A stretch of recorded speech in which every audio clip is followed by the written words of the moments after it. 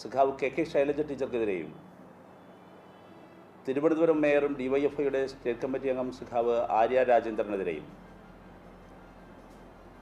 അങ്ങേയറ്റത്തെ cyber bullying ആണ് നടന്നുകൊണ്ടിരിക്കുന്നത്. ഇത് എല്ലാ പരിധിയും വിട്ട് മുൻപോട്ട് പോകുന്ന പശ്ചാത്തലത്തിലാണ് നിങ്ങളെ കണ്ട് ചില കാര്യങ്ങളും നിലപാടുകളും പറയേണ്ടതുണ്ട് എന്ന് തീരുമാനിച്ചത്. ഇന്നലെ ഡിവൈഎഫ്ഐയുടെ സംസ്ഥാന സെക്രട്ടറി ഇത് സംബന്ധിച്ച് മാധ്യമങ്ങളെ കണ്ടിരുന്നു. ഇന്നിപ്പോൾ ഞാൻ കാണണമെന്നും ഞങ്ങൾ കൂട്ടായി ആലോചിച്ചത് അതിൻ്റെ പശ്ചാത്തലത്തിലാണ്.